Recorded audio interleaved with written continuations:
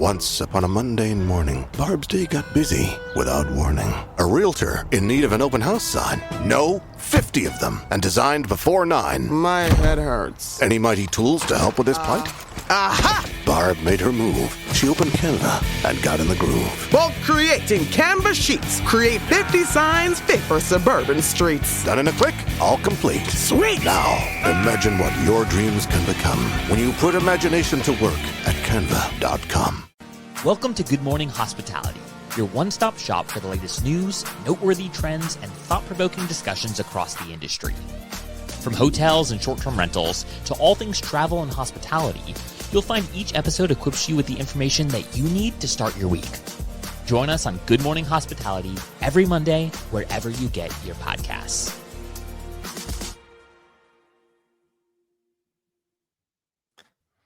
Good morning.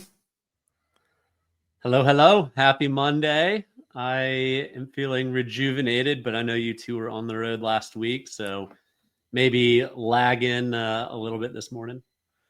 Yeah. I don't know. Happy Monday. I'm feeling refreshed. I'm on the show again. It's been a while. True. It's been too long.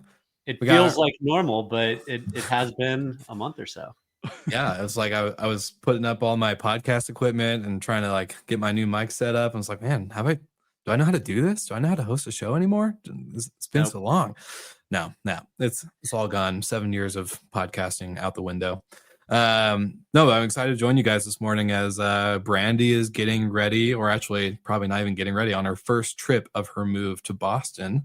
So shout out to the Queen Bee herself, as I know that is a lot of work to move. So especially out of state, it's gonna be weird that she's gonna be out of Miami. She's no longer our second point of contact in Miami. We only got Steve Turk now.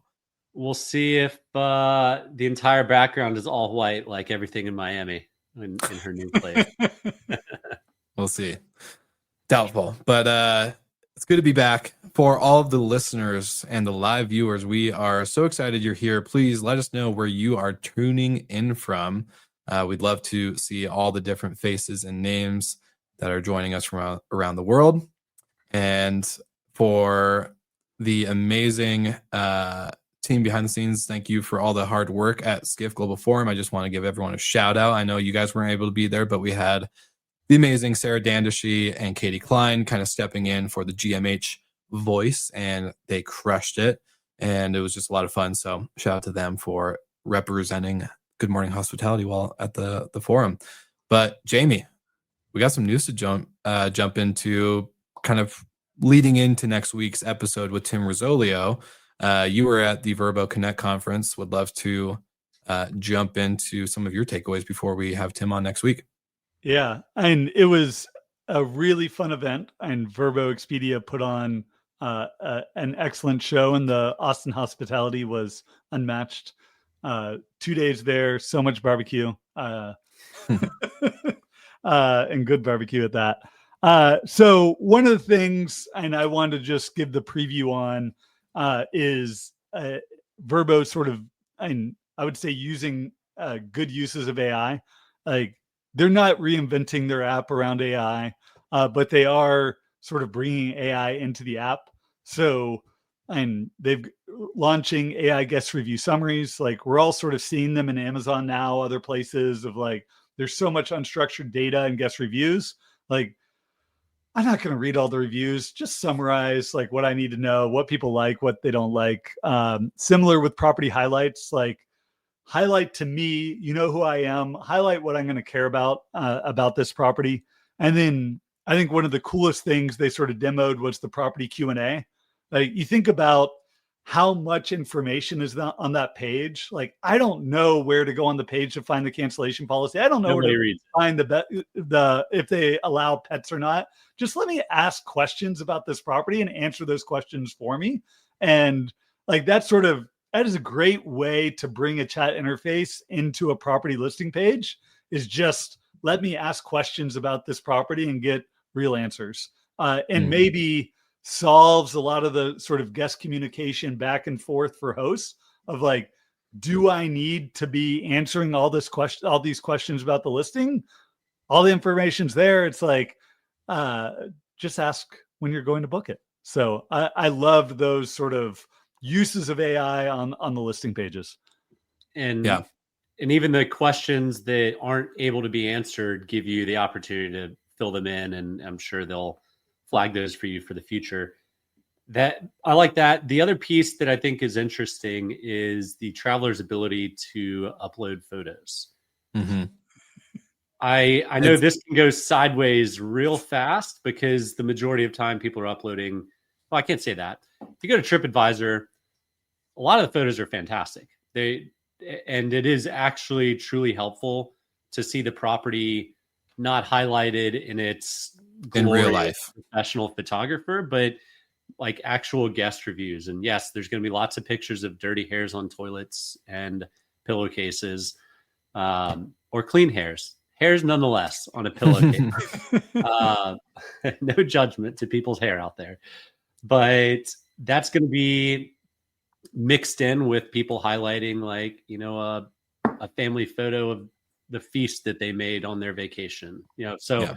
I do like that. It adds the real element to it. It also opens up a lot of potential challenges, but we'll get into the themes that we're seeing from the OTAs here in a second. But it's moving in a direction that everyone needs to get better. And when a photo happens, if a dish is broken or a faucet's broken, and a photo gets listed, you take care of it, you respond to the image, and it's better for the next guest. Look, I'm excited about this because I think it's going to be harder for the bad apples to hide. And I think one of the themes we're going to talk about later is obviously about quality, right? And so not quality of just the units or the properties themselves, but the quality of the operators behind the properties. They're taking care of the owners, taking care of the hotel groups, whatever type of management agreement you may have with whoever the asset owner is. It's hard to hide when the guests are calling you out publicly with photo proof evidence. So for me, that's going to be the exciting one, because now we're really going to watch what cream is rising to the top. And I think for us as an industry, it's always great that we could promote great operators, but it's always hard to know who are the great operators truly, in terms of the guest experience. And so as we're evolving, as the vacation rental, short-term rental industry is having to force itself more into hospitality rather than just operations, this is going to be where the true fun begins. So yeah. And stay something tuned. that someone called out to me on LinkedIn was, this is something that Booking already does with allowing guests to post photos in the reviews. And then, like, for me, mentally going through like all the things that Expedia Vrbo released, like it's a lot of things that Booking already does. So like, let's talk about like, oh, Vrbo's just copying Airbnb. And a lot of the most recent things, it's like, all right, promotions, like early booking, mobile discounts, last minute book out. Like Booking owns their promotion suite, right? 100%. Payments, like Booking last year launched like their own payments platform where Booking's going to be merchant of record. That's something that Vrbo never had. That Airbnb, a lot of their success was built around like them being merchant of record, making it really easy to host. The fact that Vrbo's finally rolling this out, like I think it's great. And then I onboarded my property through Vrbo last year. Took 2 weeks to get onboarded. The fact that they are rolling out new content management and onboarding suite for API connected listings is amazing. And I know I've pushed our uplisting team, like we need to get this into the roadmap right away. So something that I'm excited to ask Tim about, if Tim's listening, is how payments and sort of this merchant of record works with their one key program. Because if I'm not on the one key program, like I'm connected through my PMS, I'm merchant of record, like, am I going to be part of this? Like, as more individual hosts adopt their payment system, they're part of the one key program, like, are they going to be promoted over than me? And sort of what the interaction there, I think, is going to be really interesting. Yeah, 100%. And I'll mirror what Jamie said. Booking is ahead of the others in many ways. They just aren't great at PR.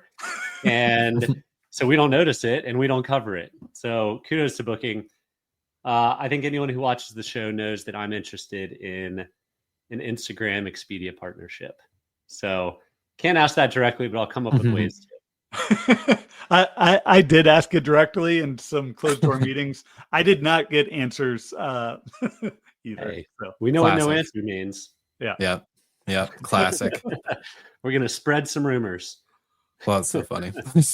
But not on the show. Not on the show. I didn't So- say anything. I didn't say anything. so Will, like on Skift, like I know it's probably our next topic. Like this was your first Skift Global Forum as part of the Skift team. Like it's the Yeah. biggest conference of the year. It's massive. Like before we get into some of the topics, like what was it like sort of being behind the scenes, see how the prep happens? Like was that, and it seems like such a well-oiled machine from the sort of listener point of view, but how was it seeing it sort of operationally? I'll have to give all the credit to the team in terms of our programming team, our marketing team,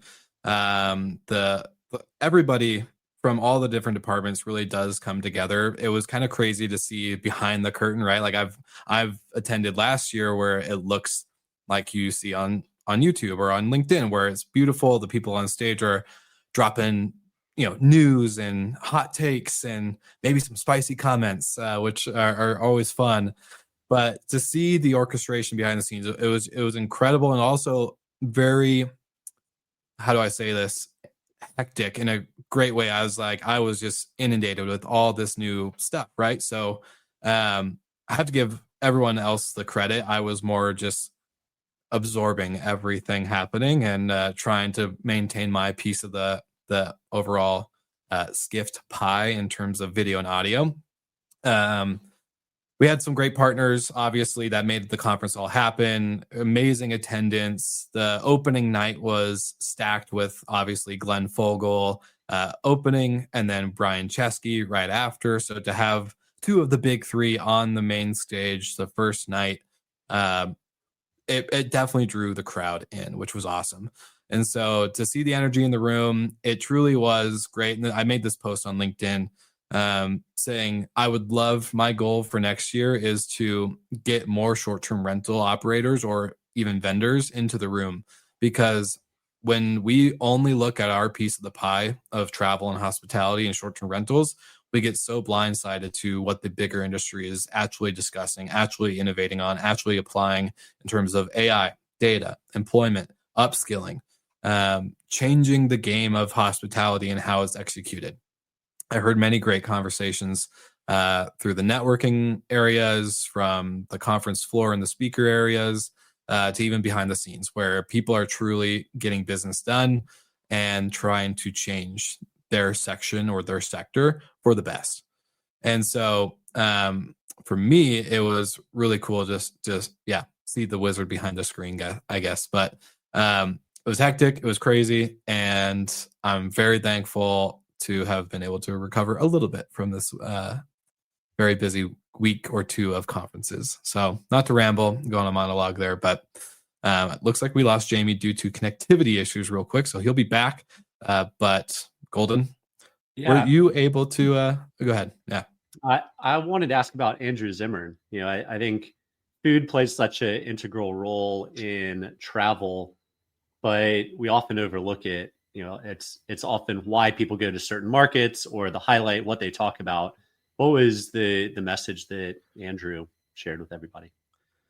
Honestly, it's still that connection piece, right? I think it's so easy to get caught up in what's happening with AI and tech and all these things, but truly the come around the table, create memorable experiences, whatever that looks like. Let people embrace your culture and see that side. Many of the themes. There was even one of the speakers named Abu, who runs this YouTube channel called Kids of the Colony, talking about how travel can really open up so many doors. And when you truly live like a local and not in the Airbnb sense, but go to these different countries or places of different culture, and you actually act interested in knowing their culture, they are so open to sharing with you and to making you feel welcome and accepted in their way. And so for me, that was always cool. It's a good takeaway. Obviously, Andrew had a bunch more topics covered on stage, but one of my other favorite ones wasn't with Andrew. It was actually a podcast that came out on CBS I walked into the podcast studio the first day at not even the first day. It was actually, yeah, it was the first morning. Sorry, my days and times were all blurred from the event. But walked into the podcast studio that we created for Skift, and Barry Biffle, CEO of Frontier Airlines, is on a podcast for CBS talking about how the United CEO is basically horrible at math and never took economics because he said if he's good at math, he would understand that we have an oversupply issue in the United States. As Scott Kirby, the United CEO, basically was being super critical about how the economic or the economy budget friendly flights and flights are dying. Obviously, Spirit and JetBlue have struggled this last year or two, trying to find a merger, filing for bankruptcy, not finding a place to land the plane technically in terms of ownership. So he came out swinging, and that was one of the first stories of the event that we saw immediate a ripple effect outside of the Skift media impact. So for Eric Boyle and Paul Manzi, who are tuning in and kind of curious about the Skift event, I'll just say it was very interesting to have that become one of our first ones. And then, obviously having every speaker on stage and our live journalists covering many of the topics live on Skift. A lot of stories were populated and lots of content to go through. Similarly, what sounds like they were talking about on the supply thing seemed to be a theme at both Vrbo and with what Airbnb said and it continues to say. Yeah. And what the messaging seems to be is quality and standards are starting to matter. They've always mattered to the traveler, but the platforms have been incentivized, particularly Airbnb, to grow, supply. And I think we're getting to the point now that they acknowledge supply is needs to not be the focus anymore. And now it's got to be quality and standards. And in Airbnb's case, also hotels. So what, and this is also something we heard at Guest Eval last week, where quality and standards, it seems to be the theme. Every year there's themes. AI has been a little bit for the past couple of years, consolidation for many years before that, but quality and standards seems to be the theme right now. What was the buzz going on at Skift about that? Yeah, definitely the quality and standards piece, because to the bigger travel ecosystem, short-term rentals has always kind of been like kind of the wild west in some shape or form. But the fact that Brian was talking about not just the amount of listings they've cut from their platform, the amount of push they're going to be doing on the hotel supply side, but the AI theme is really interesting to me. And this is why I think it's great in terms of discussion, but in all practicality, how is this going to look? Brian is really bullish on the app interface of AI, not just the chat interface, which obviously we're in that early phase right now. He talked about this last year at Skift Global Forum. He brought it up again this year. And this is where, Jamie, I love what you were saying behind the stage, and welcome back now that we got you connected again. Behind the stage, before we went live, talking about these, LinkedIn influencers and how they're going to have this, crazy craze around, Airbnb search and AI search and what they're going to do with the platform as they change the algorithms. But in reality, it's not going to be change much there. They're really going to be pushing true interface experiences. And that for me is like hard to grasp, right? Because we haven't seen a true application have AI at this level. And so it's great talk. It's great to hear. It's great to see that, they want to kind of future-proof their business. As Brian stated, he's not super happy with the company's growth right now in terms of, projection. Obviously, they have a lot more business items to land into the business, and experiences just taking off now. So it's a lot. There's going to be a lot of changes, and I don't think there's any guarantees, but the AI theme for me is cool to hear because they have a ton of data. And so the fact that they can train their own models with their data, eventually come up with the first interface experience, if they could do it right, we'll see all the other OTAs, the big three, kind of follow suit, I think.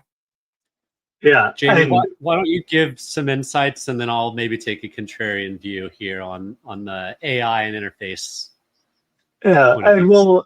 well, Brian said that AI search is coming, and that is going to change how search happens on the Airbnb app. Like, it essentially hasn't changed in how many years? Like, yeah, they added in categories. Yeah, they added in and different ways to sort of and their algorithm sort of showing things up.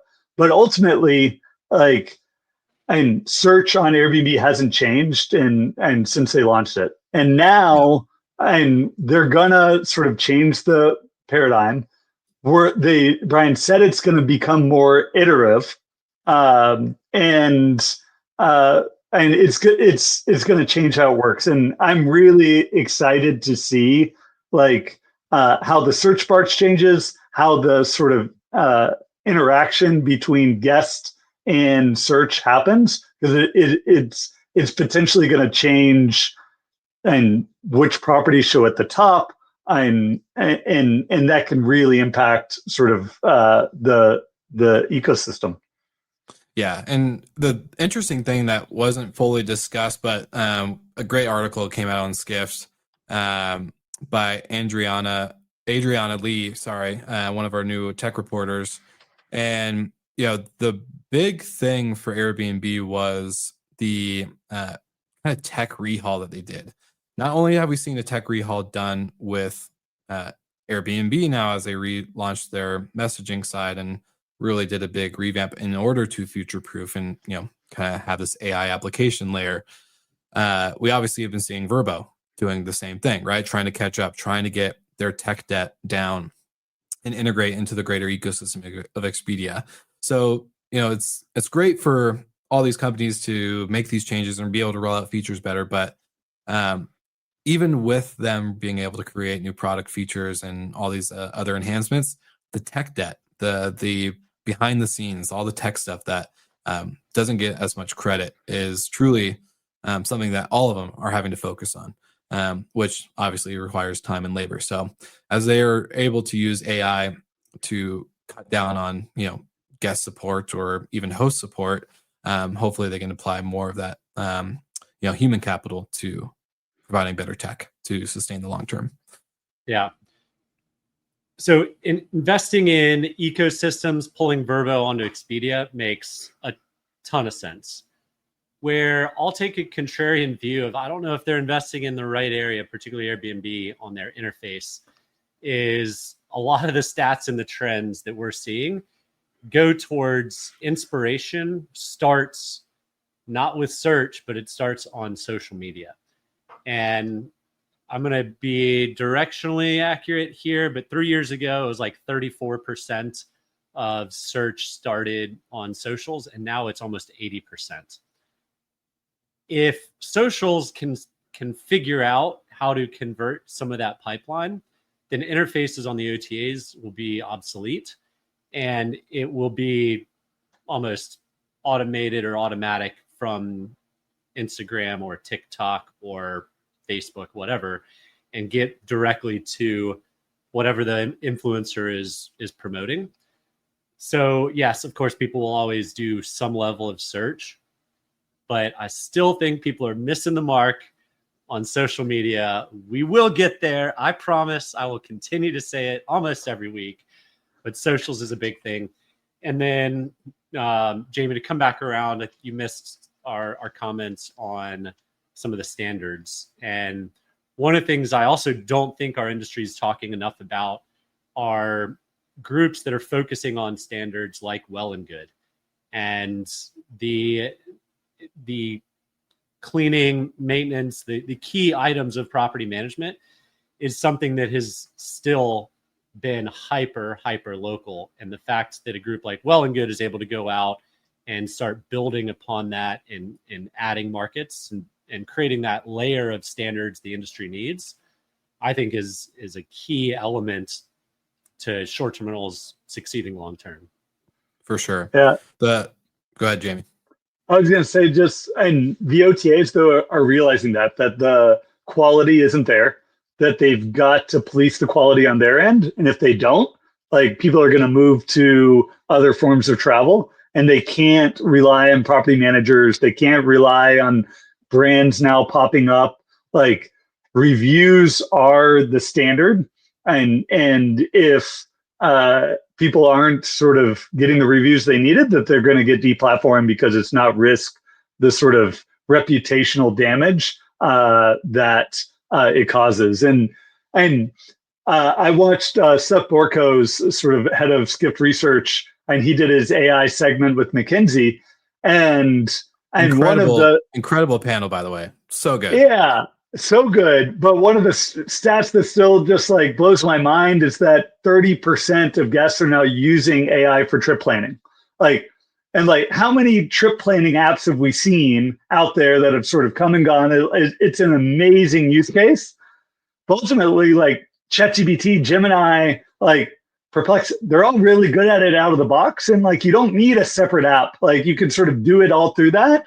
They can plan out a great itinerary. They can give you links to go and start booking your lodging. Like, the apps are really good at it out of the box. So like, do we need a new interface? Like, I think the OTA should have their own version, like the Airbnb trip planning app that's going to bring together your lodging, your experiences, your services, like everything you want to do while you're in that, and like plan the whole thing. Let me book the whole thing, package it all together, give me a discount. Like, that seems like built for the connected trip, whether it's through Airbnb, Booking, or Expedia. And maybe we don't need these other sort of dedicated apps to do it. Well, to lean into kind of the standards piece, because not only are Michael's comments around like well and good, perfect on the standardization of the inventory, or not even just the inventory, but the product itself, right? I think it's hard when you have every property manager who operates a little bit differently trying to create these standards versus well and good who gets to work with all of these, different companies and pull the standards that work, truly work at an execution level. But the big thing that I kind of had a takeaway from the guest eval conference the week before in Mexico City, when Eddie from Booking.com, who's their, I think, head of connectivity for the API and connection partners, is the data standards are completely lacking in our industry when every property management software and every OTA are listing a beachfront home or a beachfront lake or ocean view and ocean that, or a different verb or a different word for the same type of listing. And now we have 5 different data points that are pulling into one system through multiple APIs that cost a lot of money to maintain. If you're wondering why your tech stack cost is so expensive, it's because you're paying for the connectivity issues that is happening in our industry with the lack of data standards. And so for us as an industry, and this is something that I think the big OTAs need to work on top of their connectivity partners, like an uplisting, a guestie, whatever, right? They're going to need to work on API and data standards to make this truly unfold. It's going to be better for the guests. It's going to be better for the operator, and it's going to be better for all the tech partners. When we create this kind of moat of data hoarding and we do it this way and we do it that way, and you have to connect to us this way and you have to pull this API standard, and it does nobody justice. And it's a conversation I'm passionate about, and we'll get off my high horse now as I'm going on a little bit of a tangent, a little bit of a brandy rant, if I will. But that's the next issue: standardization on the short-term rental side, but also the data side. If we're going to really move forward as an industry, we have to move forward in unity with data. So, and talking about standardization, can we wrap up on hotels? Because I feel like that was the other sort of really big sort of thing with Brian Chesky's sort of interview, was they are going all in on hotels. Like, Brian essentially described what the app's going to look like with the integration of hotels. You go on their career page, it's like all these sort of hotel market managers, and they're coming in big, they're coming in hot. Like, it's going to be boutique hotels, it's going to be independents. They're going to go after a few markets to begin with, like they're doing with services. So New York, Mexico City, some of these big metro areas with maybe limited short-term rental supply relative to the hotel supply. A lot of independent type hotels that will be able to come in. Like, I think it's going to be exciting and when they launch this and see what their sort of differentiation is. Like, Booking.com like owns OTA distribution for boutique independent hotels. Expedia does really well pushing those out to their B2B network. So, and how Airbnb comes in and executes this, I think is going to be one of the big question marks for 2026. 100%. And let's just hope that Airbnb doesn't pull a hopper and push extremely into a sector or category, hire all these people, and then realize, oh, this is our core business model and we're going to struggle. This is actually like not providing any returns. Let's just fire everybody and lay them off and do all these other pivots. So let's just hope that they don't pull a hopper. To say the least. He's back. had to get a hopper comment. Had to do it. Sorry for anyone listening to Hopper. Obviously, they'll never advertise on the show. So, Michael, as a independent boutique hotel operator, and do you guys see like Airbnb coming in and being that like distribution channel that helps you guys further compete against the big hotel brands? Like, is that an opportunity? Is it not needed, or is it just because they have a lower OTA structure for now that it might be an opportunity? Or do you think boutique hotel operators are like, why would we be on Airbnb? Like, they're our competition. Yeah, I think it depends on where you are. For our one property right now in Virginia, it is a motel, boutique hotel, right, as it exists. And we're getting about 10%. We're already on Airbnb. We're getting about 10% of reservations through it. So it's not a meaningful, it's a meaningful channel in some ways, but it's not by any means the leader. Now, our future state, when we build more cabins that are going to be hotel units, but they'll look more like a short-term rental unit in some capacities because of bedrooms and kitchens, then we'll rely a lot more heavily on Airbnb. And that's where the cross between hotel and short-term rental, where we are playing, is kind of in the middle. So we'll be able to capture the best of both worlds. If you're a traditional boutique hotel, studio hotel in city center, it can only be a positive for distribution, in my opinion. It's more eyeballs, and the Airbnb traveler, the demographic is different than your booking demographic, is different than your Expedia demographic. So it's never going to hurt.